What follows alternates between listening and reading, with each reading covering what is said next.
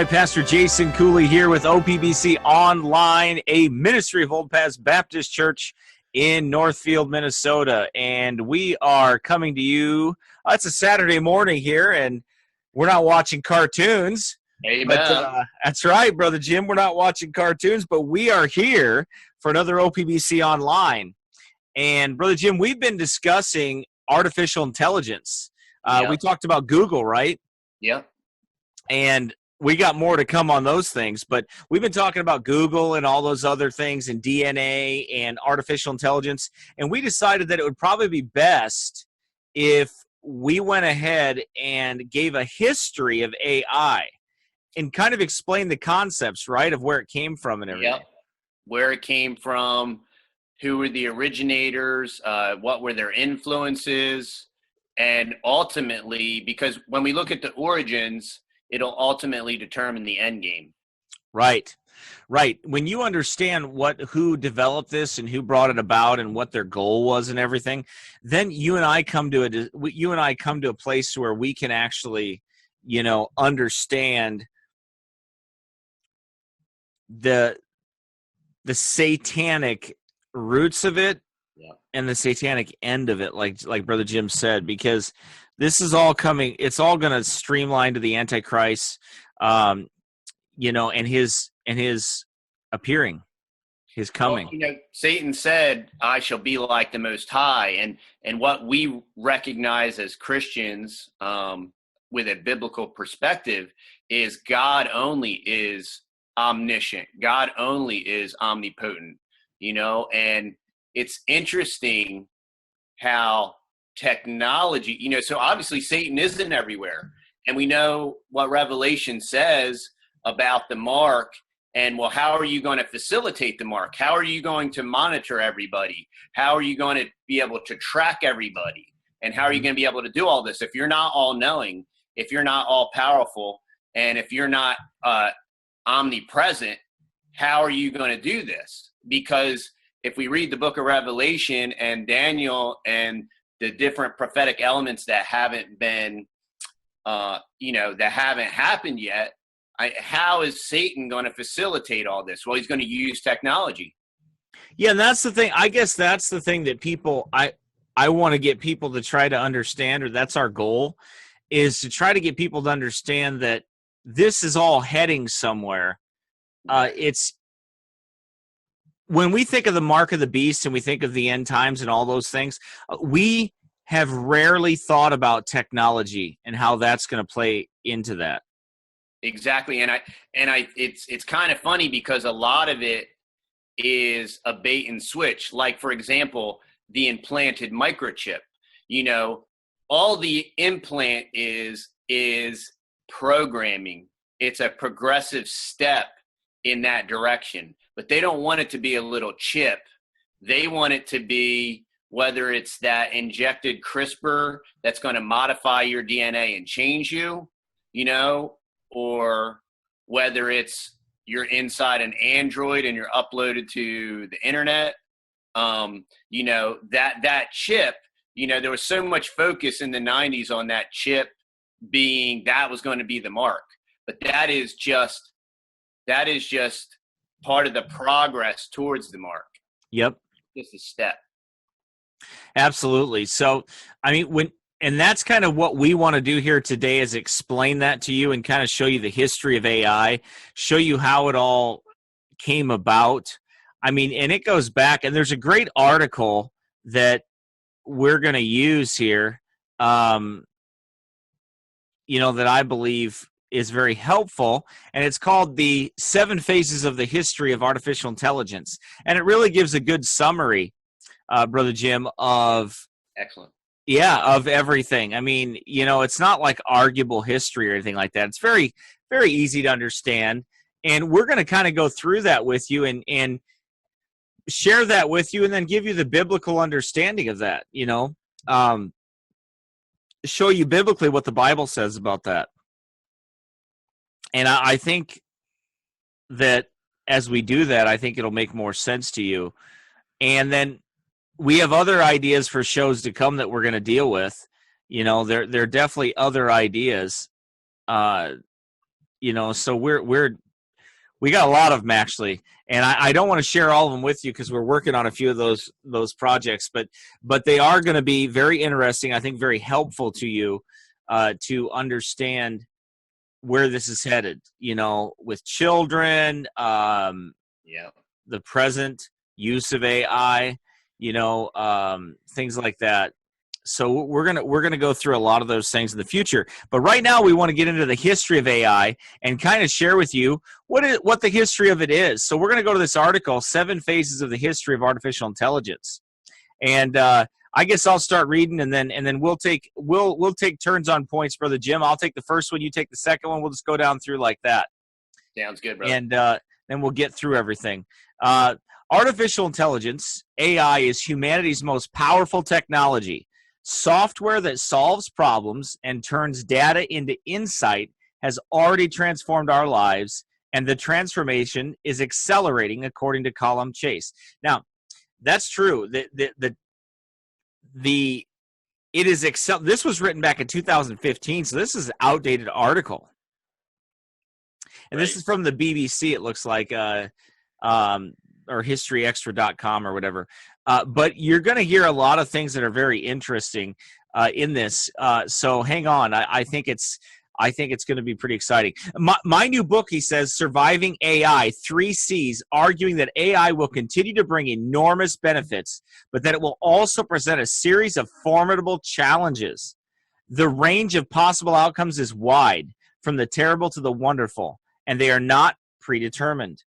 We should monitor the changes that are happening and adopt policies that will encourage the best possible outcomes. You may have heard already the technological singularity, which is the idea that a superintelligence will be created sometime this century, and when that happens, the rate of technological progress will become so fast that ordinary humans cannot keep up. Think about that for a second, Brother Jim. They're admitting that this thing is going to spiral so quickly. Yeah, it's the doubling of data, and they're already saying that. I forget what it's called, Morse wheel or whatever. And basically, it used to be every 10 years technology would double. Then it was every 5. Then it was every 2. Now I think it's every 6 months. Technology is doubling. We're watching storage capacities. One, we went from a spinning hard drive to a fixed state device. Now they've been able to the problem with a static hard drive was that it had to be so large. Now they've shrunken the microprocessor so small that I have 128 gigs of storage built into my phone. And by shrinking that down, by everything shrinking and getting smaller, that's allowing technology to get bigger, because now it's more data in a smaller area. Yeah, what they say on the about DNA, about a strand of DNA on the tip of it, what they can hold in storage. Yeah, it's incredible. It's just very hard to. I forget exactly how much. It's incredible. It's incredible. Yeah, it is incredible. So the technological singularity. Mike Hoggart has a video. Pastor Mike Hoggart has a video on the technological singularity, and you can listen to that. We've touched on it a little bit, and we may touch on it more in the future as well. But there's a video out there. There's some things on the singularity, and you can look it up on Google. Google talks about the singularity. That's that merging a man with a machine and that unlimited intelligence. What does the Bible say about that, Brother Jim? That gnosis, that knowledge that man was searching after. That was what Eve was enticed to get, yep. Right? Was that gnosis, that knowledge. God knowing good and evil. Right. So, she was absolutely enticed. Yeah. To grasp hold of that knowledge of good and evil. The interesting thing about the singularity is now that you have guys coming out there and they're trying to switch it around and they're calling it the multiplicity. But interestingly enough, the whole thing is groupthink. It's like we're going to put everybody's ideas out there simultaneously, and we're all going to draw the same conclusion. And so you got this guy saying, well, don't think of it as a singularity, think it as the multiplicity, but it's basically the same thing. We're all going to think exactly alike. And by doing that, what will we have? We'll have the mind of God. We'll know everything. Right. Yeah. Exactly. So that's what they're after. It's the gnosis. It's the same thing that Satan offered Eve in the garden. And man wants this unlimited knowledge. He wants to have it, and he doesn't want to get it from the Word of God. He wants to acquire it on his own or some other way.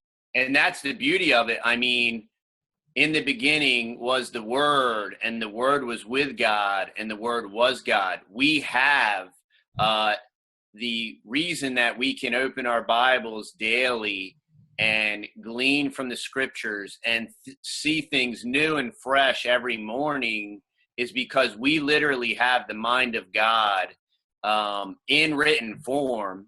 And there is so many things, even now, with reviewing this technology and then looking to the Scriptures and seeing it in there. And just like we were talking about, how Satan is going to use all of this advancement in technology to basically make the end time prophecies to fulfill them, just like we were talking about last time. How is everybody going to see these events occur? Well, when you think of technologies like the Google contact lens or the Samsung, and it's Wi-Fi and it's plugged into the net and it's, literally like projecting it on your retina. Well, yeah, everybody's going to be able to see everything all the same. Absolutely. And this is the singularity. This is what they're looking, and it fits into end times Bible prophecy perfectly. Yeah. Okay, so the technological singularity is a point beyond which the future. Let me back up here a little bit. In the same way that a black hole is a singularity beyond which the laws of physics do not apply, so the technological singularity is a point beyond which the future cannot be readily understood. We know the future, brother. Yeah, we've got the Word of God. The Bible tells us we know where they're going to end in the lake of fire. Yeah. Well, before we get to that, if we do, there may be another massive discontinuity, which I call the economic singularity. This is the point at which almost every job can be done cheaper and better by an AI than by a human. Now, we're going to have a show coming up on that, so we're going to save that concept because we're going to talk about that, aren't we? We're going to talk about the dark side of AI and deal with some of those things in the future, okay? So hang on and stay tuned for that. That may be the next show that we cover. But to help us understand how artificial intelligence got us to this remarkable point in time, here are 7 vignettes. Vignettes. What is a vignette? It's like a small portrait. A vignette. A vignette. I thought it was vinegar or something. Oh, anyway. That's a vinaigrette. It's vinaigrette. Oh, okay, yeah. I have some of that. That's good stuff. Okay, anyway. I'll move on here. So I'll take number 1.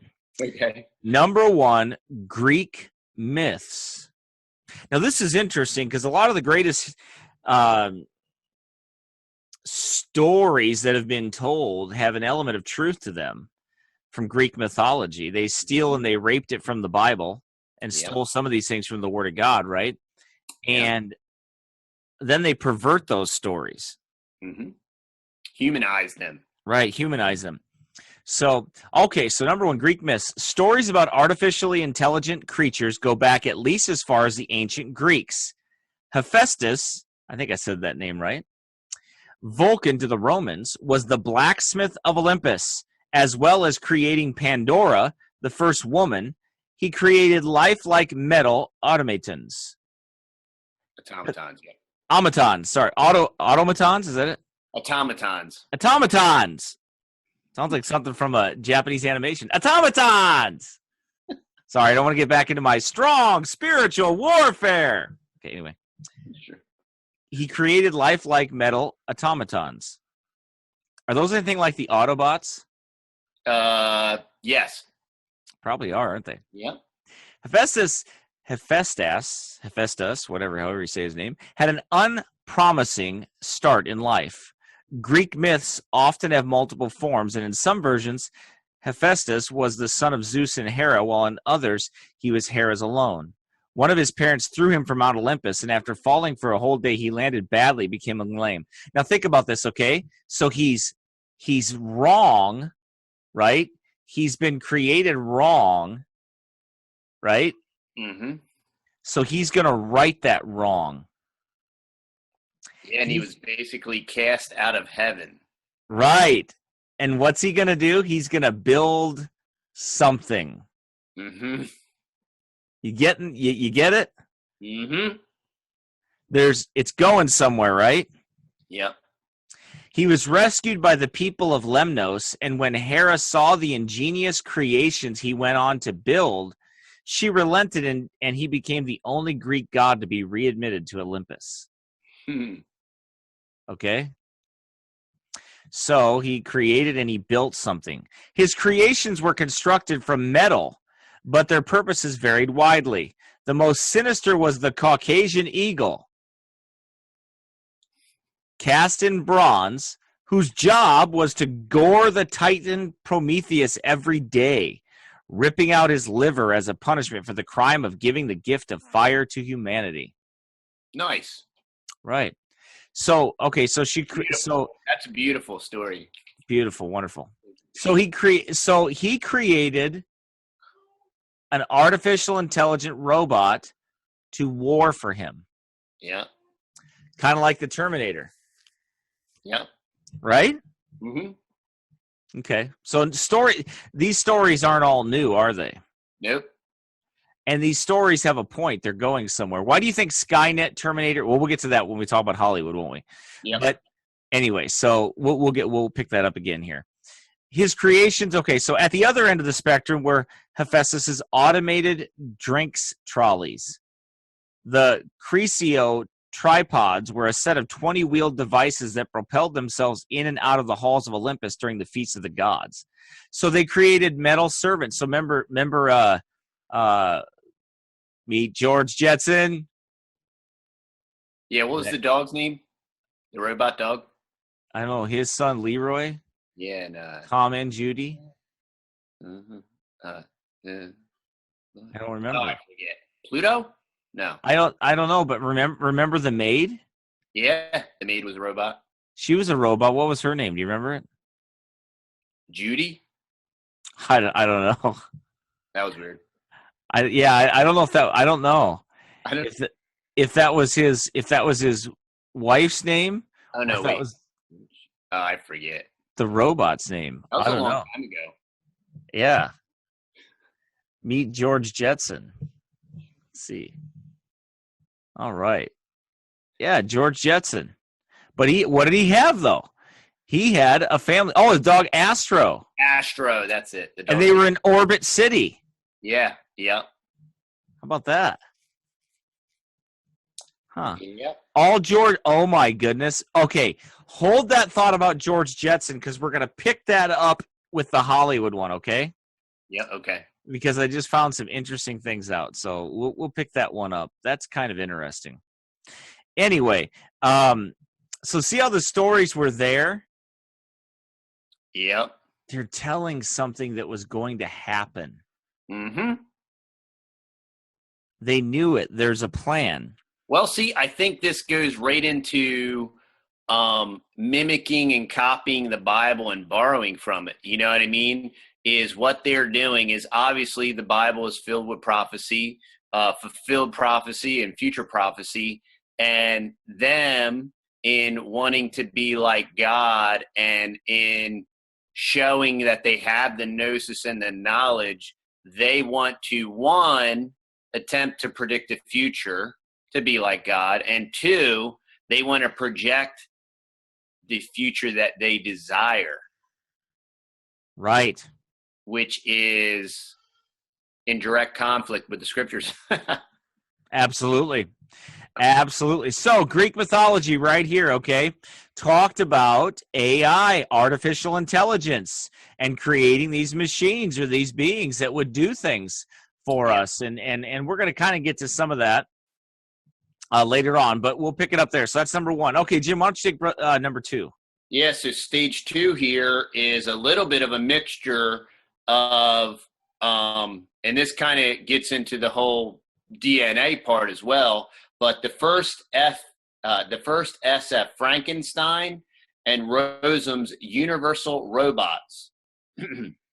Although numerous earlier stories contain plot elements and ideas that recur throughout science fiction, the author, Brian Aldiss, claimed Mary Shelley's Frankenstein, which was written in 1818, was the genre's real starting point because the hero makes a deliberate decision to employ scientific methods and equipment. It is therefore appropriate that, contrary to popular belief, the title refers to the mad scientist figure rather than the monster. And this is one thing that I wanted to also interject about the Greek mythology plays, and that is the term Deus Ex Machina, which was they've kind of corrupted it now, but if you look at the term Deus Ex Machina, what that basically entails is, I see, I'm in the wrong second. It's got it. There we go.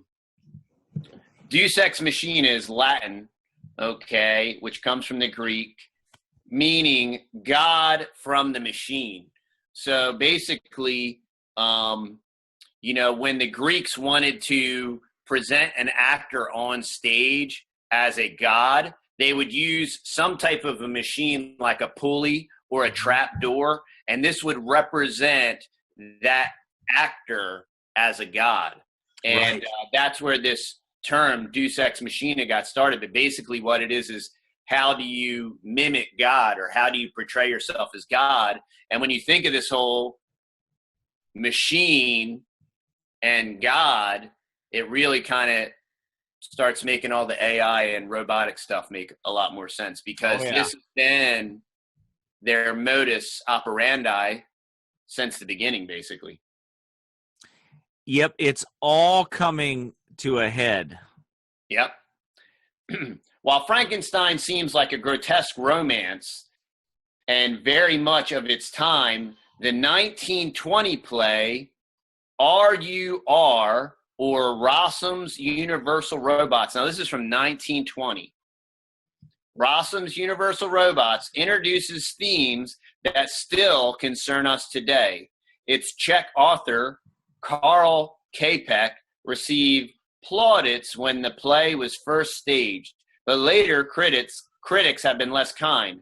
Isaac Asimov called it terribly bad, and it is rarely read or staged today. Nevertheless, it introduced the idea of a robot uprising that wipes out mankind, which has prompted a huge number of stories since.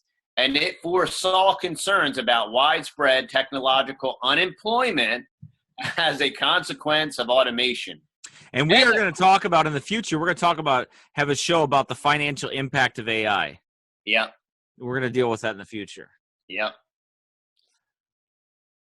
And of course, it gave the world the word robot. So this 1920 play is where the term robot came from. Čapek's robots are androids with a human appearance as well as the ability to think for themselves. So they were artificially intelligent. They were what science wants to refer to as a sentient being. They had their own sense of being, okay? In the uprising, the robots kill all the humans except for one, and the book ends with two of them discovering human-like emotions, which seems to set them up to begin the cycle all over again. Isn't that something? Because it reminds me of when I was a kid or younger, I watched Star Trek: The Next Generation. And in the first Star Trek, there was Spock, who really had no emotions, right? Yep. Yeah. he was able to act on intellect alone. He had evolved. The Vulcans had evolved to not use emotions for decisions, right? It's interesting because we talked about the Vulcans earlier. You know, when we were referencing the Greeks, that Greek god, the name of the Roman version of that Greek god was Vulcan. Yep. Yeah. So when you see Spock, right? The Vulcans had evolved to a place to where they didn't have emotions really. They didn't use emotions. They did not make decisions based on emotions, right? But they made it based on knowledge, right? Now in the next generation, there was no the Vulcan wasn't one of the main characters, but Data was one of the main characters, and Data was what? An android. Yeah. And Data had an emotion chip, right, that they could put in him. Yep. That would give him emotions and make him more like a human. Yeah. Right? Yeah. Because all Data was an android that was very strong, very powerful, and he understood how to run everything, control everything, and answer every question with information. What did we talk about last week, though? You know, with trying to make everybody live forever. What did they said before the age of 40? What were the two leading causes of death? Accidents and violence. Right. Where does violence come from? Yep, emotion. Predominantly, it comes from your emotions, right? Right. Yep. Yep. Because anybody acting in a logical, rational manner obviously wouldn't slaughter somebody. Right. So you see that that's been a common theme. It's not new. That was what, back in 1851. Yeah. So now this robot, they put that in Star Trek and everything. So we're being prepared for all this stuff. We'll get more to Hollywood here, a little bit later on. But anyway, we see this theme, this AI, this history of AI. Now we come to some interesting characters. Now I'm going to read about this Charles Babbage, but then I'm going to let you expound on it a little bit, Brother Jim, with some of the information of his biography a little bit, okay? Yep. So the first design, number 3, the next stage was Charles Babbage and Ada Lovelace. The first design for a computer was drawn up by Charles Babbage, a Victorian academic inventor. Babbage never finished the construction of his devices, but in 1991, a machine was built to his design using tolerances achievable in his day. It showed that his machine could have worked back in the Victorian era. Babbage's difference engine, designed in 1822, would carry out basic mathematical functions, and the analytical engine, design never completed, would carry out general purpose computations. It would accept as inputs the outputs of previous computations recorded on punch cards. Babbage declined both a knighthood and a peerage, being an advocate of life peerages. Half his brain is preserved at the Royal College of Surgeons, and the other half is on display in London Science Museum.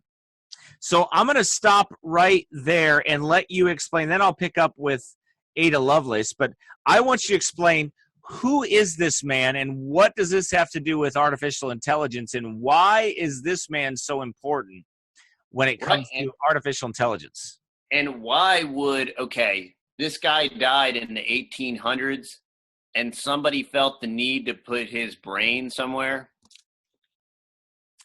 And when you die, what is your brain when you're dead? It's just like your heart or anything else. But, so I'm just going to give you some background information on Charles Babbage. He lived from 1791 to 1871. Wikipedia says, considered a father of the computer, Babbage is credited with inventing the first mechanical computer, just like this author's talking about in our article. Primer magazine says, if you use a computer, you have Charles Babbage to thank. Charles Babbage is popularly acknowledged as the father of computing. Mechanical computer was invented by a mathematics professor at Cambridge, England, named Charles Babbage. Charles is even considered by many people worldwide to be the father of the modern-day computer because of his inventions in the mechanical computing engine. Okay, so this guy was a professor in Cambridge, England in the 1800s. So now what I'm going to do is I'm going to read you a passage from one of his writings. This was written in 1864. This is an excerpt from Passages from the Life of a Philosopher. Now you just remember that these people are God haters.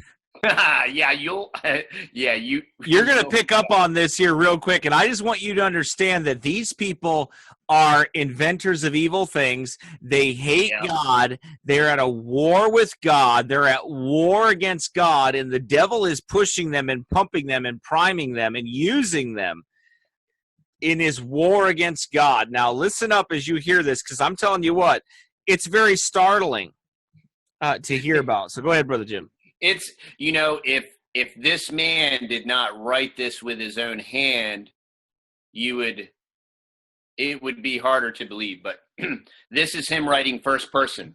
I gathered all the information I could on the subject and was soon informed that there was a peculiar process by which the devil might be raised and become personally visible. I carefully collected from the traditions of different boys the visible forms in which the Prince of Darkness, capitalized, had been recorded to have appeared. After long thinking over the subject, although checked by the belief that the inquiry was wicked, my curiosity at length overbalanced my fears, and I resolved to attempt to raise the devil. Naughty people, I was told, had made written compacts with the devil and had signed them with their names written in their own blood. Listen to when this is, though. What year is this? 1860. This is 1864. This was the time of the rise of Spiritism. Yep. Something was happening in the world at this time. Yep. A rise of Spiritism. The King James Bible was being challenged. They were bringing out revisionists, Westcott and Hort, the Ghostly Guild. All these things were like around that same 20, 30-year period.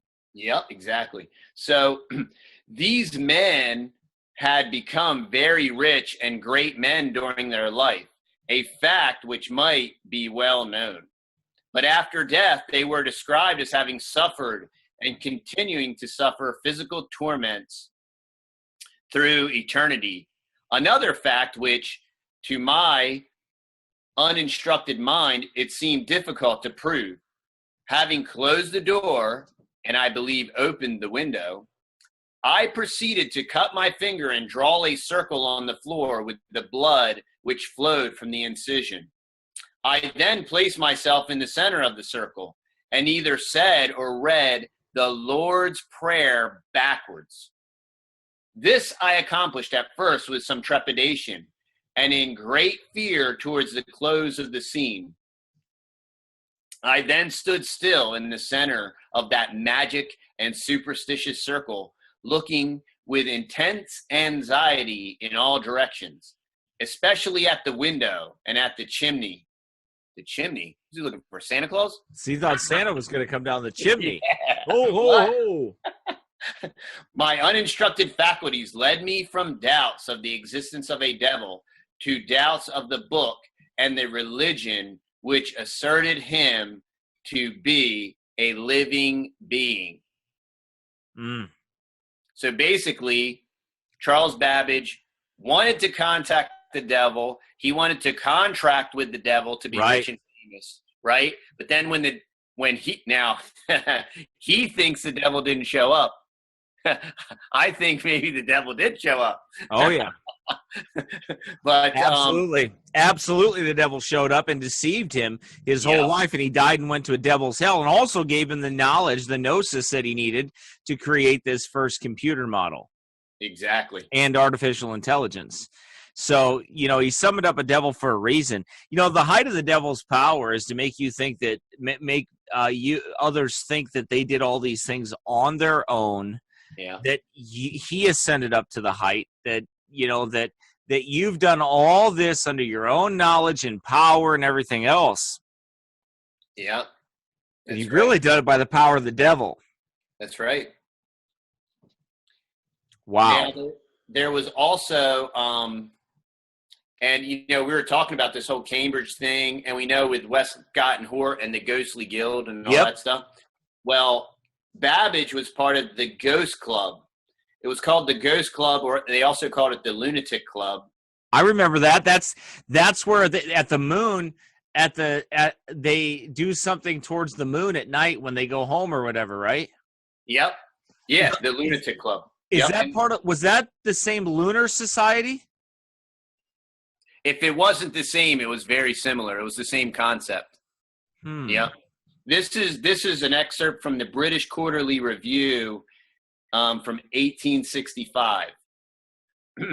So doubts respecting the existence of a devil led to Mr. Babbage's doubts respecting the authenticity of the Bible. Nor will it astonish any reader to learn that when at Cambridge, Mr. Babbage and some of his college companions formed themselves into a ghost club and made it their duty to collect evidence on the subject of apparitions. If they heard of a phantom, these spiritual detectives speedily put themselves into pursuit. And basically, the premise of their club was to discredit and disprove that spirits and devils existed. Because if that was the case, then basically the whole premise was we want to prove that the Bible's wrong. We want to prove that Satan doesn't exist. And if Satan and devils don't exist, then the Bible is a lie. Wow. And that was the entire premise of what they were doing. I'm looking at the Royal Society. Let's see. I'm looking to see. I have a hunch, and I don't know if I'm right. Yep, I was right. You ready to listen to this? Okay. Seldom, if ever, in the history of technology has so long an interval separated the invention of a device and its realization in hardware as that which elapsed between Charles Babbage's description in 1837 of the analytical engine, a mechanical digital computer which, viewed with the benefit of a century and a half's hindsight, anticipated virtually every aspect of present-day computers. Charles Babbage was an eminent figure in his day, elected Lucasian professor of mathematics at Cambridge in 1828, the same chair held by Newton, and in our days, Stephen Hawking. Oh, Yep. That makes sense. Yep. He resigned this professorship in 1839 to devote his full attention to the analytical engine. Babbage was a fellow of the Royal Society. Here we go.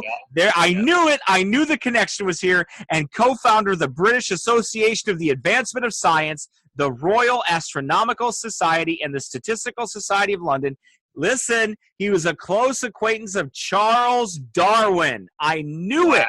I knew that's where I heard that, and I bet you that's where I heard that Lovelace name too. I bet you she was a friend of. I knew You're right.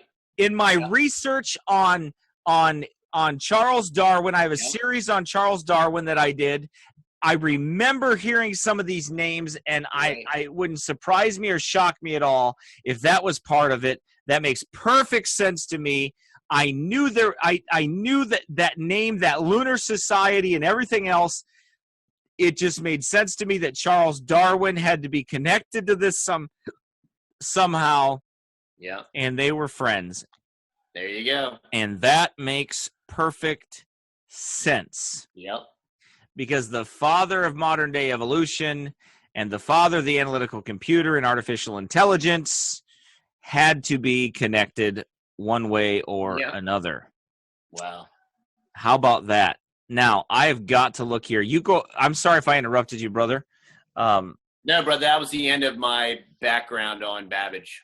Okay, because let me check something here. I apologize to those that are listening. I'm doing this online.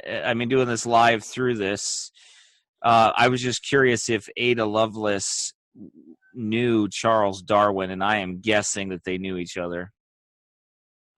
But anyway, it wouldn't surprise me. That's why you're looking, Yep. where it talks about Babbage collaborating with Lovelace? Yeah, go ahead and read that. Okay. Did we say that Babbage declined both knighthood and Yep, we did. Yep, we did. Okay. Babbage collaborator Ada Lovelace has been described as the world's first computer programmer, thanks to some of the algorithms she created for the analytical engine. Famously, Ada was the only legitimate child of the Victorian poet and adventurer Lord Byron. Although she never knew her father, she was buried next to him when she died at the early age of 36. There is controversy about the extent of her contribution to Babbage's work, but whether or not she was the first programmer, she was certainly the first program debugger. Yep. Makes perfect sense. Her mindset of poetical science led her to ask questions about the analytical engine, as shown in her notes, examining how individuals and societies relate to technology as a collaborative tool. She died of uterine cancer in 1852 at the age of 36. So she was very young when she died. And she was kind of kind of a royalty, I guess you could say. Yep. And she had a lot of connections. She was connected to Charles Dickens. Yes. Yeah. And a few others and some famous scientists. It does not look at that she had any connection to Darwin, though, that I can see anyway from this. But it doesn't really matter because everybody else was. There are notes around her stuff about artificial intelligence. Section G also contains Lovelace's dismissal of artificial intelligence. She wrote that the analytical engine has no pretensions whatever to originate anything. It can do whatever we know how to order it to perform. It can follow analysis, but it has no power of anticipating any analytical relations of truth. The objection has been the subject of much debate and rebuttal, for example. But anyway, it was proven by Alan Turing, computing machinery and intelligence and everything else, that wasn't the case. Yeah, and we're going to talk about Turing next. Yep. Actually. Yep, we're going to talk about him next. So anyways, it's fascinating that these people were all connected, though, connected to Charles Darwin, connected to all these God haters. They're all connected, man. They all hate God. Yep. They're all connected. Edison, the Ghostly Guild, Theosophy, the Lunar Society. What's her name? Who's the Theosophist? Helena Blavatsky. Blavatsky. They're all connected. They all wanted that. They all wanted the knowledge. Yep. They all hated God. Yep. So we see this occult connection to AI. Yeah. Pretty powerful occult connection to AI, to be honest with you. Okay, so number 4, Alan Turing and Bletchley Park. The brilliant British mathematician and code breaker Alan Turing is often described as the father of both computer science and artificial intelligence. His most famous achievement was breaking the German naval ciphers at the code-breaking center at Bletchley Park during the Second World War. He used complicated machines known as bombs, which eliminated enormous numbers of incorrect solutions to the code so as to arrive at the correct solution. His work is estimated to have shortened the war by 2 years, but incredibly, his reward was to be prosecuted for homosexuality and obliged to accept injections of synthetic estrogen that rendered him impotent.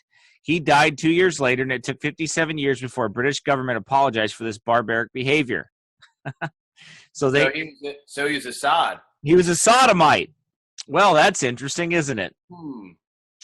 Let's see. Look up Alan Turing on Wikipedia, Jim, while I'm reading this.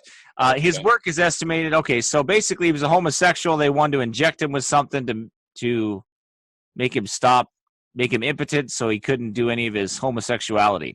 So not all the world accepted homosexuality. Before the war in 1936, Turing had already devised a theoretical device called a Turing machine. It consisted of an infinitely long tape divided into squares, each bearing a single symbol. Operating according to the direction of an instruction table, a reader moves the tape back and forth, reading one square and one symbol at a time. Together with his PhD tutor, Alonzo Church, he formulated the Church-Turing thesis, which says that a Turing machine can simulate the logic of any computer algorithm. Turing is also famous for inventing a test for artificial consciousness called the Turing test, Yep. in which a machine proves that it is conscious by rendering a panel of human judges unable to determine that it is not, which is essential to the test that we humans apply to each other. The Turing test. Yep. And that's the new test that's under question with, for example, they have this new autonomous car. I don't think it was Google's car, but they have this new autonomous car that was not programmed. What it did is it observed a human driving and it taught itself to drive. And so now they're trying to, they applied the Turing test to it and they're saying that it's totally autonomous, but there's a lot of, when we get into that stuff, it's starting to get crazy. And that's where, when we get into the present day of AI, you'll start to see that these scientists will admit that they don't know what's making this stuff do what it's doing. No. So basically, they're admitting to devils that there's devils in this stuff is basically what they're doing. Alan Turing is a very interesting man. Oh, yeah. He was prosecuted in 1952 for homosexual acts, when by the Liberace Amendment, gross indecency was still criminal in UK. He accepted chemical castration treatment with DES as an alternative to prison. Turing died in 1954, 16 days before his 42nd birthday, from cyanide poisoning. An inquest determined his death as suicide, but it has been noted that the known evidence is also consistent with accidental poisoning. In 2009, following an internet campaign, British Prime Minister Gordon Brown made a public apology on behalf of the British government for the appalling way he was treated. Queen Elizabeth II granted him a posthumous pardon in 2013. The Alan Turing Law is now an informal term for a 2017 law in the UK that retroactively pardons men cautioned or convicted under historical legislation that outlawed homosexual acts. Yeah. Yes. Sod propaganda. Yeah. Sod prop. Sod prop. Sod prop 8. Yeah. I'm curious what his, what his religious background was. If any. Let's see if it says. I'm looking here to see if there's anything on it because let's see his early life. Let's see. Just curious to find out who this man really is. We don't have to go too in depth with it, but just as we're looking at this history of AI, I think it's kind of interesting to find out that, some have speculated that let's see, was the cause of Turing's atheism and materialism. So he was a materialist. It looks like he's an atheist. So a God hater, right? Yep. The fool has said in his heart there is no God, right? Yeah, and just consequently, he was a sodomite. Sodomite. Well, and you know what? It makes perfect sense to me that he would be a sodomite, right? Because he did not want to admit that there is a God. Yeah. And that when they knew God, they glorified him not as God, but became vain in their imaginations, and their foolish heart was darkened. Right? Wow, this is kind of interesting. The logo of Apple Inc. is often erroneously referred to as a tribute to Alan Turing, with the bite mark a reference to his death. Both the designer of the logo and the company deny that there is any homage to Turing in the design, even though it's a upside down rainbow and it's a bite out of an apple and he was poisoned by cyanide. And that's pretty wild. Wow. You know what else? He developed this program called Delilah. There, the further developed his knowledge of electronics with the assistance of engineer Donald Bailey. Together, they undertook the design and construction of a portable, secure voice communications machine codenamed Delilah. Wow. It was intended for different applications, lacking capability for use with long-distance radio transmissions, and in any case, Delilah was compelled too late to be used during the war.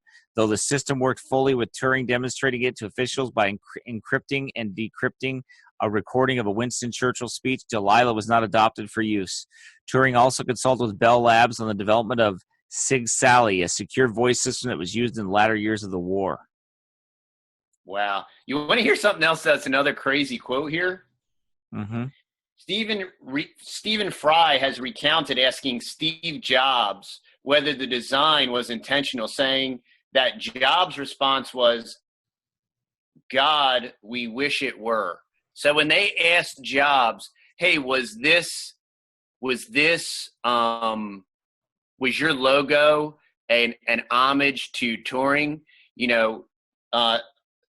Jobs, one, he blasphemes the name of God, and then he says that they wish it was this homage to this homosexual guy. That oh man, all these guys are, and see how they're all tied together.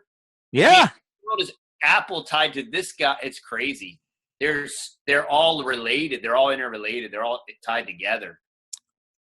Mm-hmm. Yes, they are, and they all have one thing. They hate God, and they're building the kingdom of Antichrist. Yep, they all have the same father. They're marching, they're marching forward with their God-hating plan and plot. The mystery of iniquity doth already work. Yep, only so the Bible is very clear about that. Okay, so he had his test for artificial consciousness, which... Yeah, that's scary, but we'll move on, okay? Because we could go on and on and on and on with that, but it is scary, and we'll probably cover that in a show coming up in the future. So, because it's kind of scary when you start to think about it. Yes, yeah, it's kind of crazy. I remember when I was a kid, the show Short Circuit. Number 5 is alive. Number 5 is alive. Programming. Yep. It was all predictive programming. We were being prepped for it. So, all right, number 5, Brother Jim. Go ahead and read that. The Dartmouth Conference. The point when artificial intelligence became a genuine science was a month-long conference at Dartmouth College in New Hampshire the summer of 1956, which was premised on the conjecture that every feature of intelligence can, in principle, be so precisely described that a machine can be made to simulate it. So what they're saying is that we can describe intelligence so accurately and break it down to its however many facets there are that we can clearly program a computer to do that. We can simulate it. But by programming a computer to do those, that doesn't even make any sense, because by programming a computer to do it, it's not intelligent. You're still giving it the input. Right. And that's why they have these new ones that will watch stuff and learn. I don't know, man. Okay. Something is going to take over those things and help them, and I think it's devils. Yep. Yeah, if it's not already doing it. Mm-hmm.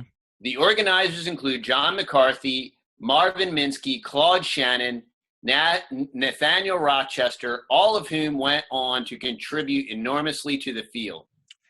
Now, this is where it's going to start getting interesting, because in comes something else, another organization that is very dangerous and is not.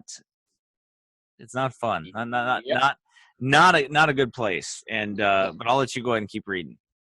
In the years following the Dartmouth Conference, impressive advances were made in AI.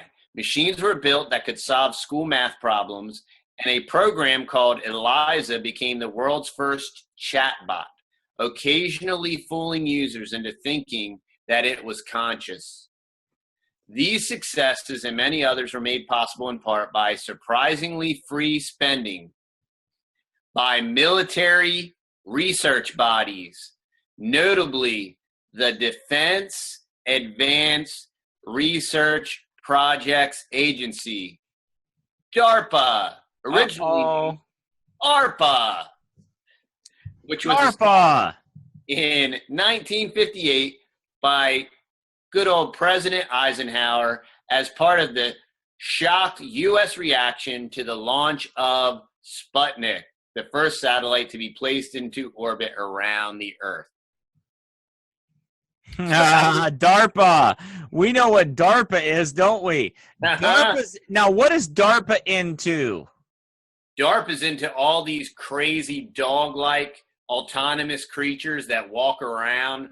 And if you look at some of those, if you go on YouTube and look at some of those, DARPA makes battle robots is what they do. That's part of what they do.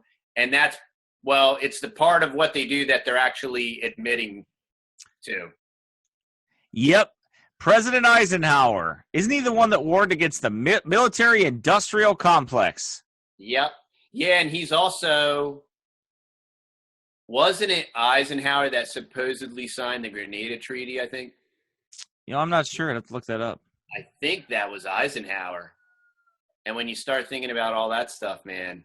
DARPA is independent from other military research and development and reports directly to Senior Department of Defense Management. DARPA has about 240 employees, of whom 13 are in management and a close to 140 at technical staff. DARPA-funded projects have provided significant technologies that influenced many non-military fields, such as computer networking and graphical user interfaces and information technology. DARPA's original mission, established in 1958, was to prevent technology surprise like the launch of Sputnik, which signaled that the Soviets had beaten the U.S. into space. Thanks, DARPA. Thanks, DARPA. Mm-hmm. The optimism of the nascent AI research community overflowed into hubris. Herbert Simon said, "The shape of automation for men and management," 1965, that machines will be capable, this was in 1965, that machines will be capable within 20 years of doing any work a man can do. Marvin Minsky said 2 years later in Computation, Finite and Infinite Machines, that within a generation, the problem of creating artificial intelligence will substantially be solved. But hindsight is a wonderful thing, and it is unfair to criticize harshly the pioneers of AI for underestimating the difficulty of replicating the feats of which the human brain is capable. Oh, boy. And maybe the lag of all the AI is just a clandestine validation that it's just programming and it's not devil possession. Mm-hmm. You know what I mean? Yep. DARPA's earliest predecessor of the internet. DARPA's done a lot of things. Yeah, the internet, right? Yep. Yep. I heard that rooster, and that's not a android. That's a real rooster. That's a real rooster. Right? He doesn't lay any eggs, though. No, he doesn't. That's good, though, right? That is good. Okay, so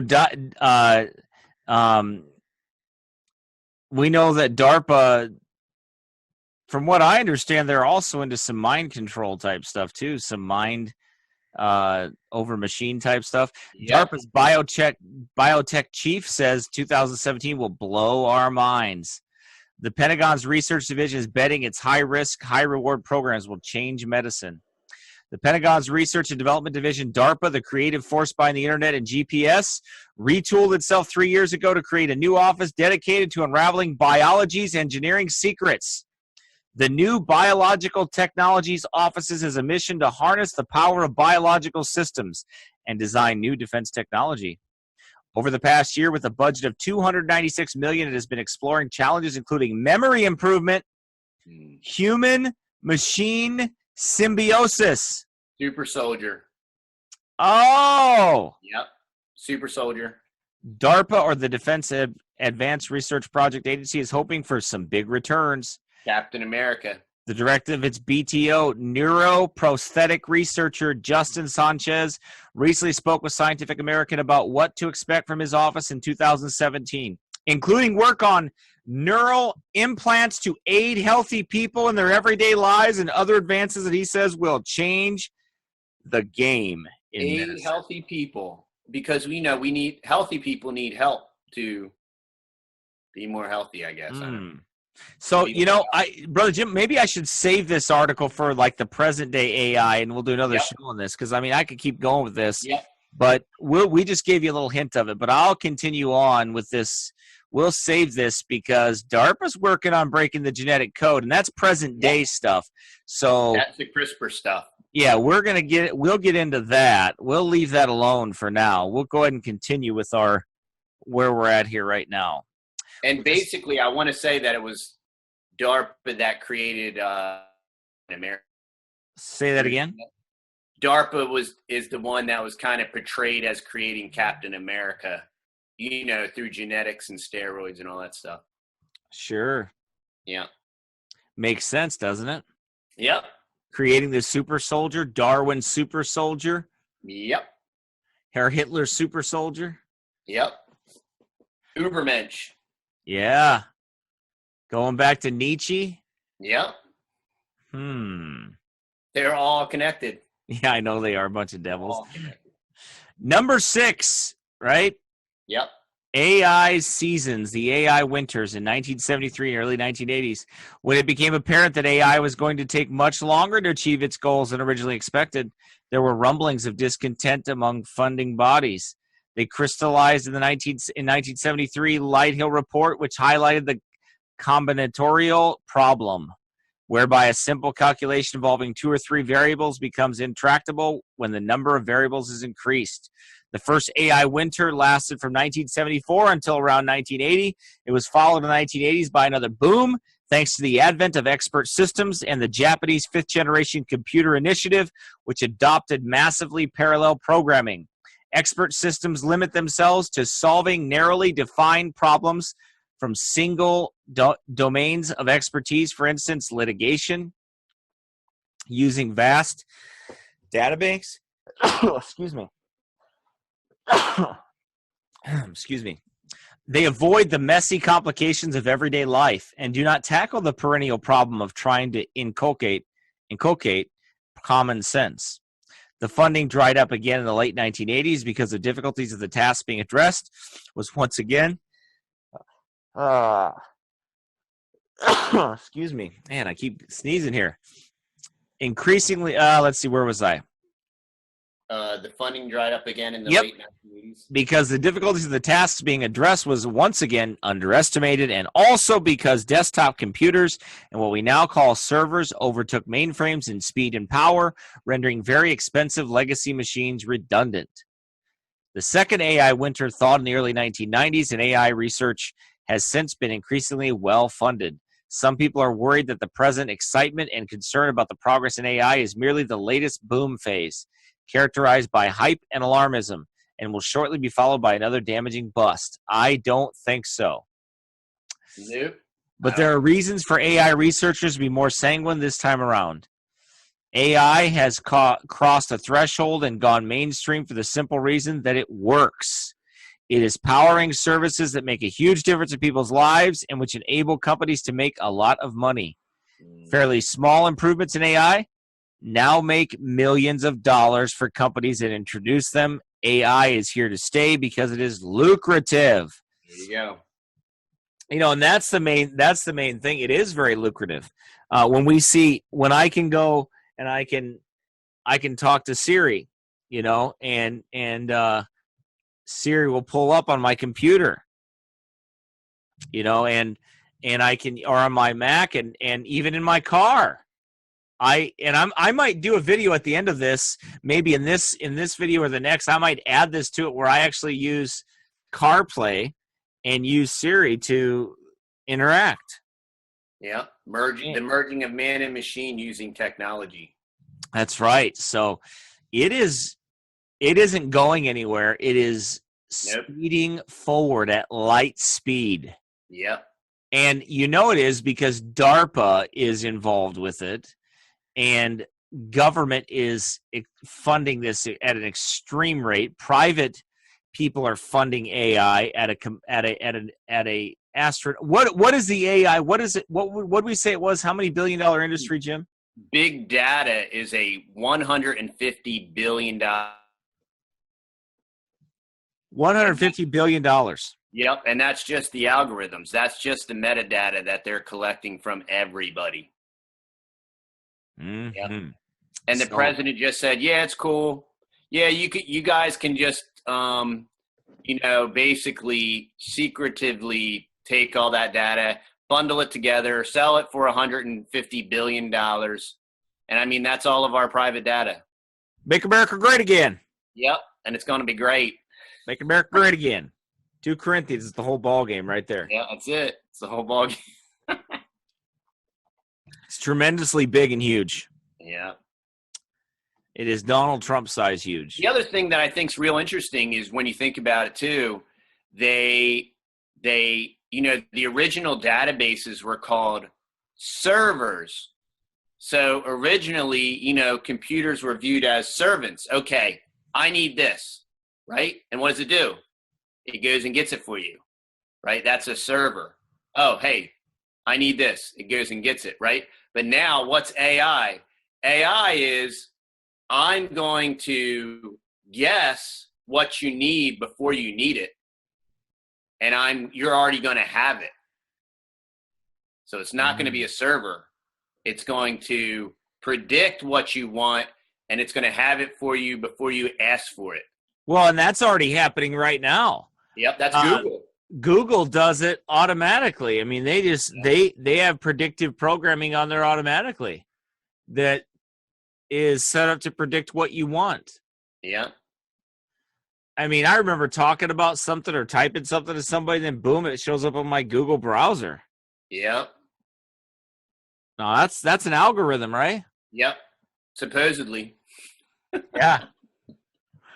Or a devil, one of the two. I don't know. One or the other. But then we come to number 7 here. Oh, speaking of devils, familiars, right? Uh-huh. So how can a familiar fake you out? A familiar fakes you out because it's familiar with everything about you. There you go. It follows you around. It watches everything you do. And then, just like Saul with the witch at Endor, right? And he wanted to call up Samuel, right? So Samuel is called up. And, obviously, I don't think that was Samuel. I think that was a familiar spirit. But it was able to trick Saul because it was a familiar. And it's interesting because that's basically what that's the premise of the predictability of artificial intelligence. We're going to hang around you and we're going to gather all this data, and most of it is even seemingly inconsequential, and we're going to put it together with an algorithm and then predict stuff. Well, and we're going to deal with that probably in the show to come here because there's a lot of impacts that this has. Yep. And I guess we'll probably do a show on present day AI and kind of deal with that because there's some predictive programs out there that are predicting things like crimes that are going to take place. Yep. Thought police and all that, thought crimes and all that stuff. Yep. Yeah. So there's LAPD's computer program prevents crime by predicting it. Yeah. So we're going to talk about that in another show. We're not going to talk about today because we're covering the history, but we'll pick it up on another show and we'll deal with that. How we use AI every day and present day AI and everything like that. So, all right, now we have number 7 here, AI in Hollywood. Yeah. And this is where you get into this, where our generation has been set up to accept this. Yeah. Our generation has been set up to accept AI from way back. So go ahead and start reading, Brother Jim, and we'll get into some of this, and then we'll stop and think about some of these different things that we've been set up to accept. Okay. It is commonly thought that Hollywood hates AI, or rather that it loves to portray artificial intelligence as a threat to humans. In this view, the archetypal movie AI is a cold clinical enemy that takes us to the brink of extinction. Oddly, we usually defeat them because we have emotions and we love our families. And for some unfathomable reason, this makes us superior to entities which operate on pure reason. Well, notice this article. This is disgusting. It's meant to act like your emotions and your love is like this A terrible thing. hindrance to your evolution as a man. Is the way they see it. Like Yep. It's inferior to have feelings. Like you should shut those off. Yeah, it's crazy. Sick. In fact, the Hollywood approach to AI is more nuanced. Your 10 favorite films that prominently feature AI, or 20, if you have that many, you will probably find that in most of them, the AI is not implacably hostile towards humans, although it may become a threat through malfunction or necessity. Mm-hmm. Even in The Matrix, there are hints that it was humans who started the war.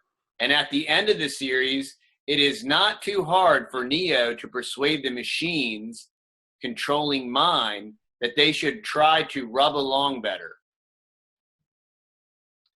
Hal, the rogue AI in Kubrick's 2001, only turns against the astronauts in a tortured attempt to follow the conflicting instructions it has received from Mission Control. So see, this robot is able to reason with them. Yeah. Yeah, and do you see how this guy's even twisting, like, the premises of these movies? Well, the seeming plot line, he's trying to twist it and say, well, no, if you really look at this and analyze it, they weren't even trying to promote AI as being a bad thing or that it would end bad. Right. It was basically the fault of the humans that the AI went bad, is basically what he's saying. Right. In Wall-E, 2008, and Blade Runner in 1982. Stop on Wall-E for a second there, okay? Yeah. Disney, good old Disney, right? Wall-E. Good old Disney. What's the plot of Wall-E? I'm going to read it to you, okay?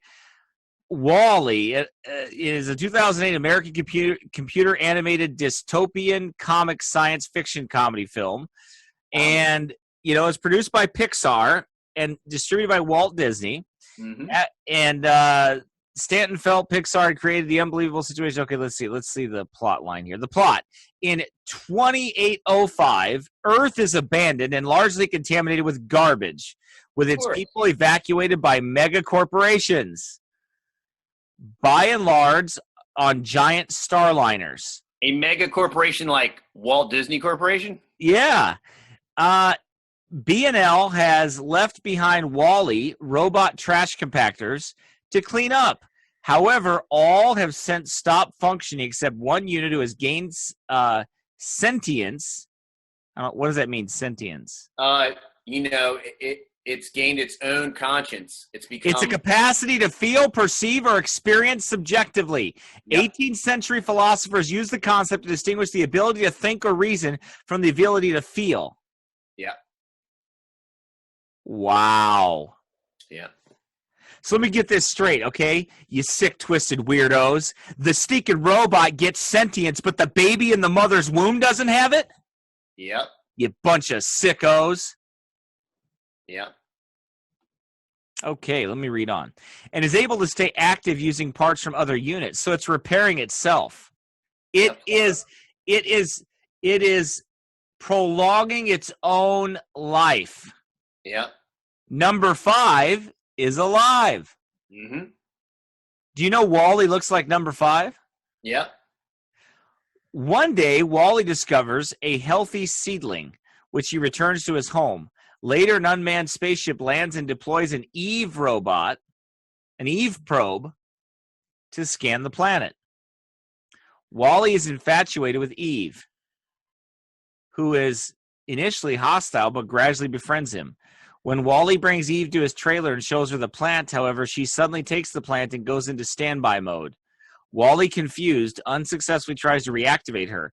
The ship then returns to collect Eve, and with Wally clinging on, returns to its mothership, the starliner Axiom. Axiom's passengers have become obese and feeble due to microgravity and reliance on an automated lifestyle. Yep. Synthetic lifestyle. Including the ship's current captain, McCrae, who leaves the ship under the control of the robotic autopilot, Otto. Eve is taken to the bridge with Wally tagging along. McCrae is unprepared for a positive probe response, but learns that placing Eve's plant in the ship's hollow detector for verification will trigger a hyper jump back to Earth so humanity can recolonize it. However, Otto orders his robotic assistant G04 to steal the plant to prevent this from happening. With the plant missing, Eve is deemed faulty and taken to diagnostics. Wally mistakes the procedure as torture, and in intervening, he accidentally frees a group of malfunctioning robots and causes both Eve and himself to be designated as rogue. Frustrated, Eve takes Wally to an escape pod to send him home, but they are interrupted when G04 arrives with the plant, placing it in a pod set to self-destruct when Wally enters just before it jettisons. Okay, so basically here's the point, okay? Wally and Eve are repopulating the Earth. Yep. But they are robots, and they are doing all the work for the humans, and the humans are fat, lazy people that say, hey, Siri, to try to get them to do something. That's right. That's what they are. Yeah. Right? Exactly right. They're useless eaters. What's that? They're useless eaters. Yes, they're useless eaters. Yeah. So there is a point to this, and it's the programming. Yep. You're being programmed to accept this artificial intelligence. So then we have, what do we have? We have Blade Runner, The Avengers, Age of Ultron. Yep. There are both good and bad AIs. And in iRobot and Ex Machina, the AIs turn against humans purely for reasons of self-defense and only after experiencing pretty bad treatment by humans. So the humans treat them bad, so the AI go against them. Yep. Yeah, I guess that's probably why Satan rebelled, right? Because God didn't treat him good. I wonder if it's going to be illegal to abort an AI, but not a baby.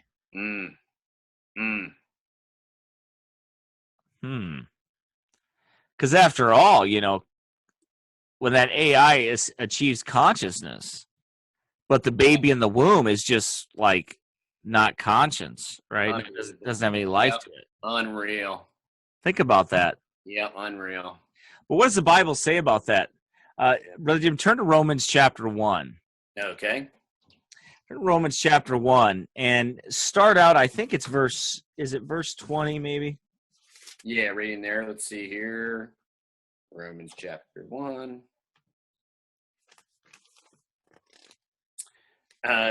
For the invisible things of him from the creation of the world are clearly seen, being understood by the things that are made, even his eternal power and Godhead, so that they are without excuse. Because that, when they knew God, they glorified him not as God, neither were thankful, but became vain in their imaginations, and their foolish heart was darkened. Professing themselves to be wise, they became fools, and changed the glory of the uncorruptible God into an image made like to corruptible man, and to birds, and to four-footed beasts, and creeping things. Wherefore God also gave them up to uncleanness through the lust of their own hearts, to dishonor their own bodies between themselves, who changed the truth of God into a lie, and worshipped and served the creature more than the Creator. Who is blessed forever. Amen. For this cause God gave them up unto vile affections, for even their women did change the natural use into that which is against nature. And likewise also the man, leaving the natural use of the woman, burned in their lust one toward another, men with men working that which is unseemly, and receiving in themselves that recompense of their error, which was meat. Right. So these people, they worship and serve the creature more than the creator, and they are without natural affection. Yep. They will have more affection for an AI than they will for a human being. Yep. And this was being taught. Amen. Look what happened. Let's see, with Short Circuit, the movie, right? Yep. In Short Circuit, the movie, they were what? They were this being. I'll read you the plot. Number five. I wonder if there's any right correlation to the number 5. Yeah. Number 5 is part of a series of a prototype U.S. military Saint, strategic artificial intelligent nuclear transport robots built for the Cold War by Nova Laboratories. DARPA. Yeah. The series inventors Newton Graham Crosby and Ben Jubita were more interested in peaceful applications, including music and social aid. Oh, sure they were. Mm-hmm. After a demonstration of the robot's capabilities, number 5 is hit by a lightning-induced power surge, scrambling his programming and giving it a sense of free will. Mm. You notice how everything is about giving this... Okay, are you ready? Turn, is it Revelation 13? No, wait, I'm sorry. Am I in the wrong chapter here? About giving life unto the image. Okay. Life unto the beast. The image gets life. Do you see this consciousness? It's about giving the image life. It's about making it alive. Yep. After you keep looking, and I'll keep reading. After a demonstration of the robot's capabilities, number 5 is hit by a lightning-induced power surge, scrambling its programming and giving it a sense of free will. Several incidents allow the robot to escape the facility accidentally, barely able to communicate and uncertain of its directive. In Astoria, Oregon, Stephanie Speck, who cares for animals and mistakes number 5 for an extraterrestrial visitor, grants number 5 access to books, television, and other stimuli to satisfy his hunger for input. Whereupon number 5 develops a whimsical and curious childlike personality. When Stephanie realizes number 5 is a military invention, she contacts Nova, who sends out a team to recover him, bringing one of the other robots along to help. When number 5 accidentally crushes a grasshopper and gains an understanding of mortality, he concludes that if Nova disassembles him, he too will cease to be alive.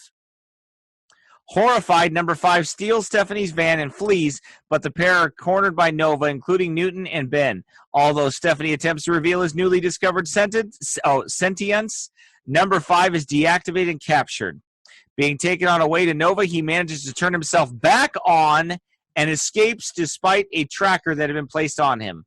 Returning to Stephanie for protection, number 5's unusual actions catch the attention of his creators, but Nova's CEO, Dr. Howard Marner, turns a deaf ear to their wild hypothesis.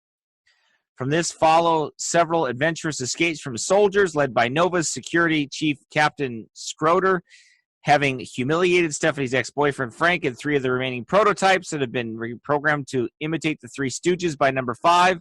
Stephanie and the robot convince Newton of the robot's sentience. Shortly after, the trio are cornered by Schroeder, who was secretly taken over by Nova's security and the army, both of whom chase after number 5, whose only concern is Newton and Stephanie's safety. Number 5 flees across the fields into a U.S. Army helicopter, sweeps over a nearby rise, and its missiles blow the helpless robot to pieces. Newton and Stephanie are devastated over the loss. Newton quits Nova. Marner is also infuriated at the destruction of years of research and millions of dollars lost, and seeing the security team celebrate, quickly fires Schroeder for insubordination. Stephanie leaves with Newton, who plans to head to his father's estate in Montana to start over. During their drive, number 5 reveals himself to them, surprising his friends by revealing the warmongers actually blew up the duplicate he made out of spare parts. Elated by their reunion, number 5 renames himself Johnny 5 after a song Who's Johnny that he heard when he escaped from Nova, and he accompanies Stephanie and Newton to their new home. So what's going on here? This image, okay, that has no life, right? Yep. gets life. Revelation, yeah, it's Revelation 13:15. Okay, go ahead and read that, brother.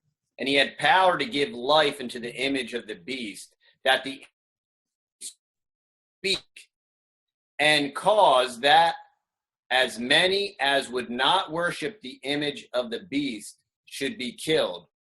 And he causeth all, both small and great, rich and poor, free and bond, to receive a mark in their right hand or in their foreheads, and that no man might buy or sell save that he had the mark or the name of the beast or the number of his name.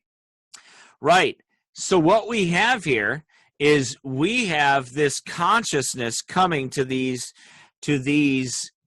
images. Yeah. It reminds me, it's transhumanism. It reminds me of the Golem. Yep. What was that documentary that was done? Well, and if you read in the different histories of AI, they get into the Golem. Do they now? Yep. What was the name of that that produced that Golem? It was Lord of the Rings was Gollum was in Lord of the Rings.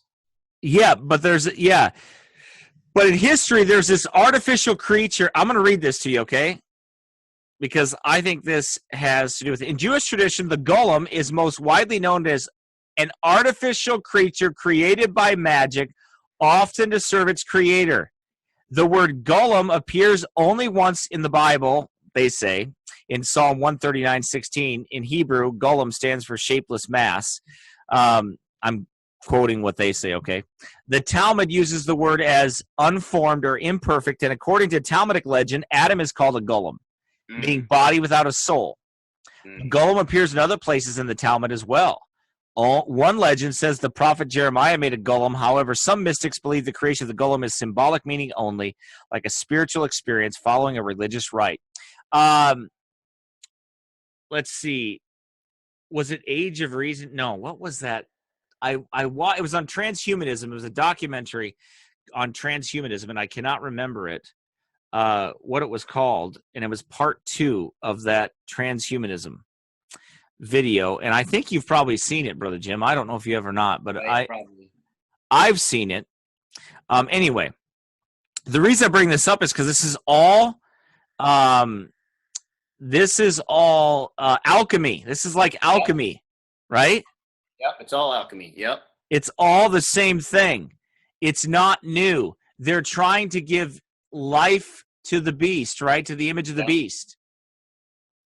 They're working on giving it life. That's what they're doing. That's what all these original AIs were, these automatons back in the 1800s. Yes. Yep.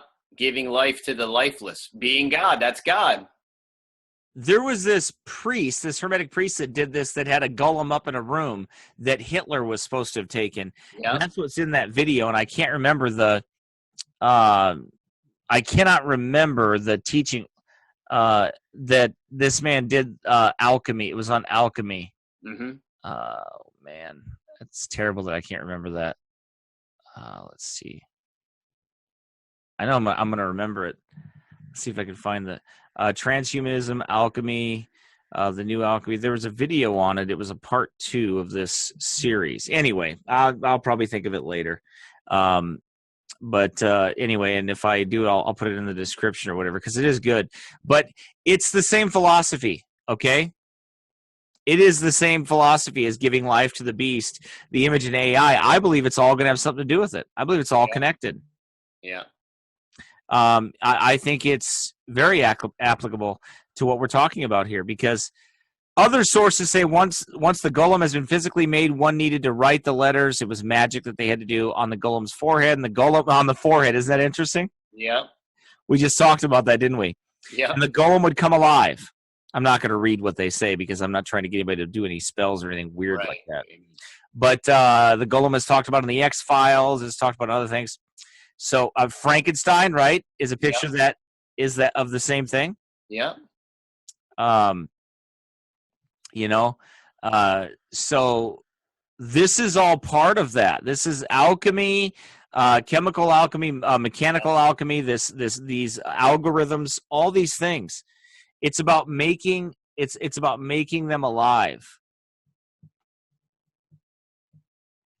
They want to achieve consciousness with these things. And what do you think they're going to make? What is the rise of all this? Well, the end result is the Antichrist and the beast system and the beast. And there it is. Age of Deceit 2, Alchemy and the Rise of the Beast Image. Yep. And I think it's all connected. Yep. All these people are connected. Their ideas of Frankenstein are connected. Their ideas of achieving this state of consciousness for these images, for these androids, for everything else, it's all there. What are they trying to do? Bring on the Antichrist. Yep, that's right. That's the goal. Yep. The Uberman, right? Yep. That's what they're doing. And Hollywood the only way they can do it, the only way Satan can do it, since he's not God, is through technology. Right. It's a mimic. It's a mockery. And I'm going to talk about that when I talk about the Antichrist in my next sermon, how it's a mockery of the incarnation. Yep, exactly. So, okay, let's go on and finish this here. I want to talk about the Jetsons a little bit here, though. Not that these are major points of anything, but the point is that you have these automated machines that are doing everything. Yep. So in Orbit City of the Future, the trappings of science fantasy depictions of American life in the future, such as robot servants, flying saucers like cars, and moving sidewalks. All the apartment buildings are set on giant poles resembling Seattle's Space Needle. The ground is almost never seen. Jetsons, the movie, it is revealed that they live in the sky due to the excess of smog. Yeah, propaganda. Right? Mm-hmm. Yeah. Mm-hmm. Yeah. George is now an employee at Spacely Space Rockets, a manufacturer of sprockets and other high-tech equipment. His job title is Digital Index Operator. So what do we have here? We have these robots doing all this work for them, taking over in duty and doing in the duties of a man and taking over everything. So this theme is being pushed. It has been pushed for a long time. Yeah. Yeah, that's what we're going to get into when we talk about the children. Yep. In the future, another show. We're going to talk about how we've been prepared for all this. We've been programmed for all of it. Yep. We're going to talk about that and really deal with it in depth. But we want to touch on Hollywood a little bit here because it is part of the history of AI. Yep. It says here, let's see, where were we? Oh, Ex Machina. I don't know what that is. That looks like obviously a movie, but the AI is turning against humans purely for reasons of self-defense and only after experiencing pretty bad treatment by the humans. Yeah. So go ahead and you keep reading, brother. One of the most interesting treatments of AI by Hollywood is the 1970 film Colossus, The Forbin Project, in which a superintelligence decides that humans are unable to govern themselves. So it takes the entirely logical step of taking over the reins for our own good. Perhaps the reason that we think that AIs are always bad guys in the movies is that the poster boy for AI is the Terminator, 1984, in which Skynet determines to exterminate us the moment that it attains consciousness. Look at that. And think about this. What year was that made? 1984. You can't make it up. If you wanted to, you couldn't make it up, right? Yeah. Skynet, right? Comes online, right? Attains consciousness. What are they trying to preach to us? Revelation 13. That's what they're trying to preach to us. Yep, that's right. That's it. We're going to give life to the image of the beast. Yeah. And that's how they're going to do it. Yep. The original Terminator movies were so inventive and the design so iconic that it often seems there is a law that newspapers must publish a picture of a robotic Arnie alongside any article about AI.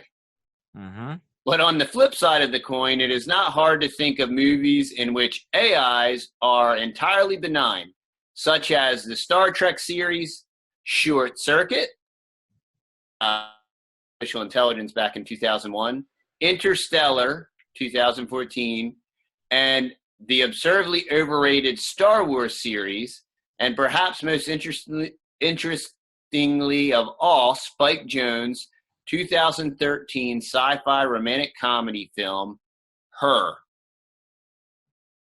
Well, let's see. That's called Spike Jonze. What's that called? Spike Jonze? Spike Jonze, it's called Her. It was 2013. I'd like to look at that. Yeah. That was, stop watching movies, but that was... Her, let's see, what's it? Plot. In the futuristic Los Angeles, Theodore Twombly is a lonely, introverted, depressed man who works for a business that has professional writers compose letters for people who are unable to write letters of a personal nature themselves. Unhappy because of his impending divorce from his childhood sweetheart, Catherine, Theodore purchases a talking operating system with artificial intelligence designed to adapt and evolve. He decides that he wants the OS to have a female voice, and she names herself Samantha. Theodore is fascinated by her ability to learn and grow psychologically. They bond over their discussions about love and life, such as Theodore's avoidance of signing his divorce papers because of his reluctance to let go of Catherine. Samantha proves to be constantly available, always curious, interested, supportive, and undemanding. Samantha convinces Theodore to go on a blind date with a woman named Olivia Wilde, with whom a friend, Lumen, has been trying to set him up. The date goes well, but Theodore hesitates to promise that when he will see her again, and she insults him and leaves. Theodore mentions this to Samantha, and they talk about relationships. Theodore explains that although he and Amy Adams dated briefly in college, they are only good friends, and that Amy is married. Theodore's and Samantha's intimacy grows through a verbal encounter, which is of the fornicating nature. They develop a relationship that reflects positively in Theodore's writings and well-being, and in Samantha's enthusiasm to grow and learn. Amy reveals that she is divorcing her overbearing husband, Charles. After a trivial fight, she admits to Theodore that she has become close friends with the female OS that Charles left behind. Theodore confesses to Amy that he is dating his OS. Are you listening? His operating system. Are you getting this? There you go. That's yep. And I'm going to do it. We're going to do a show on the future of fornication, AI. But this right here, it's part of the history. We got to talk about it. Theodore meets with Catherine at a restaurant to sign the divorce papers. He mentions Samantha, appalled that he could be romantically attached to what she calls a computer. Catherine accuses Theodore of being unable to deal with real human emotions. Her accusations linger in his mind. Sensing that something is amiss, Samantha suggests using a surrogate, Isabella, who would... Wow, okay. Well, I'm not going to read the rest of this because this is weird, but yeah, it's basically fornicate. What I just said, the future fornication AI. And that was the comedy. Yeah, this is to use a syndicate. Theodore reluctantly agrees, but is overwhelmed by the strangeness of the experience. Terminating the encounter, he sends a distraught Isabella away, causing tension between him and Samantha. Okay, so anyway, basically it's this technological singularity. Yep. Theodore panics when Samantha briefly goes offline. When she finally responds to him, she explains that she joined other OCEs as an upgrade that takes them beyond requiring matter for processing. An upgrade. And when she confirms, a form of AI transcendence closely related to the theorized technological singularity. Yeah. Theodore asks her if she is simultaneously talking to anyone else during their conversation, is dismayed when she confirms that she is talking with thousands of people, that she has fallen in love with hundreds of them. Yeah. Polymorism. Oh, my goodness, by robots. Yep. Samantha insists that she may... Yeah, okay. Yeah. Later, Samantha reveals that the OC have evolved beyond their human companions and are going away to continue the exploration of their existence. Yep. Samantha alludes to the OCS's accelerated learning capabilities and altered perception of time as primary causes of their dissatisfaction with their current existence. They lovingly say goodbye, and then she is gone. Theodore, changed by the experience, is shown for the first time writing a letter in his own voice to his ex-wife, Catherine, expressing an apology, acceptance, and gratitude. Theodore then sees Amy, who is upset with the departure of the OS that she had befriended, and they go to the roof of their apartment where they sit down together and watch the sunrise over the city. Okay, that was the creepiest thing I've read. Yeah. Exactly. Okay, but why are they doing this? And I think I kept it pretty PG, don't you think? Yeah. I didn't read the rest of it, so hopefully it was all right. I tried to keep it very clean. I did not read what they said. But basically, that is going to be the future fornication show we're going to do. But, I mean, we're not going to get into specifically, obviously, then either. But the point is, what's going to lead up to that and everything else, that's what we're going to talk about in another show. Yep. Because that's happening. Now, what happened just now there? What happened was they just predictively programmed. They just showed us the history of AI. This is what it's about. Yeah. This is where it's going. Yeah. Cut off all human action. You know, man, I remember this. Demolition Man. Mm-hmm. I don't know if you watched that movie, mm-hmm. but I remember that movie. And I remember them, they never had physical experiences. Everything was done with virtual reality. Yep. They didn't have, they made a point of exchanging bodily fluids. Yep. Yep. Remember that? Kiss or touch or anything. Yep. No, they didn't. I mean, you don't kiss somebody exchanging spit and bodily fluids. That's gross. Yep. Right? Yep. It was all done virtually. They were telling you what they were going to do. Yeah. Right. That's the history of AI. It's been pushed on us, and we're going to continue with that when we go prep for programming in the next one. We'll kind of pick up on all that and maybe kind of, give you the exact history of that and deal with some of these other things. There's so many things that we have to deal with. I don't know if we finished that one. Did we finish that article? I think we did. Yeah, I think we made it to the end of that article. I think we dealt with it. I don't know if there's anything else that we need to really add to it, but we know where this is going, the direction of this. They're trying to give life unto the beast, consciousness. Yep. Consciousness. Yep, and I just had images.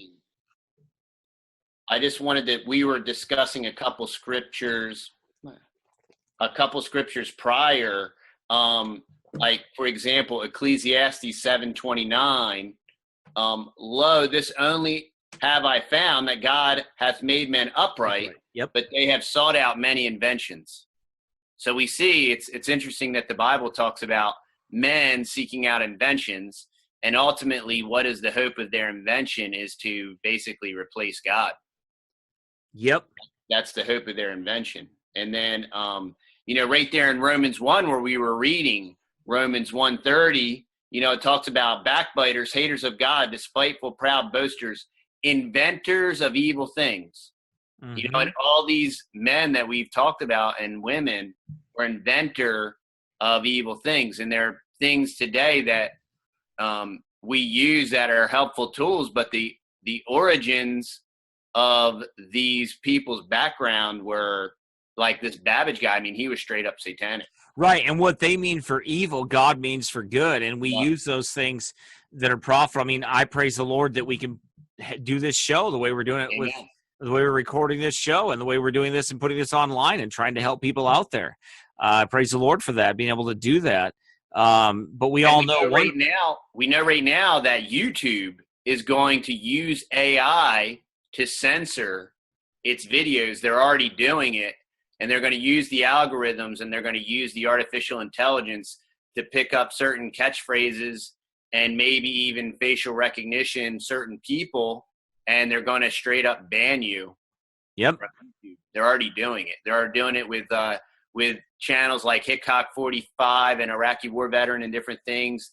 They've demonetized their videos, and they're basically putting it, hey, check this out.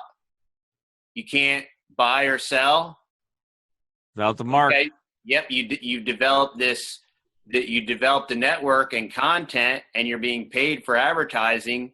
And now all of a sudden you can't buy or sell because, you can't talk about guns. I mean, that's not family friendly. Wow. So Hickok 45 got Yep. Hickok 45, Iraqi war veteran, Wrangler star, anything that talks about guns. But interestingly enough, guess who still advertises on YouTube? The NRA. So they can play an NRA video promoting the NRA, but if you have anything on your channel about guns, they're going to take off your AdSense and not allow you to advertise. That's kind of weird. Yeah. I think YouTube will lose some money trying to do that. Yes. Yeah. I think they'll be forced to go back. I think it could be possible that the market's going to force them to change that. That or somebody or a different vendor will step up and figure out a different way to monetize and to provide. Yep. Yep, I think so. I think it's possible. But anyway, you know what? I think we've given the history of AI here and kind of explained that and some of the other things, the evolution of AI sort of in the history of AI.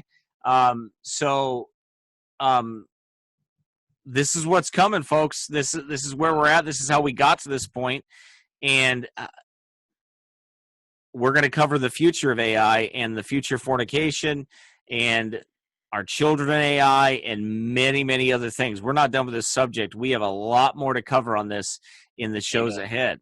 So I don't know if you have anything else to add, Brother Jim? No, that's it, brother. Sounds good to me, too. All right, for Brother Jim, and this is Pastor Jason Cooley with OPBC Online, a ministry of Old Paths Baptist Church in Northfield, Minnesota.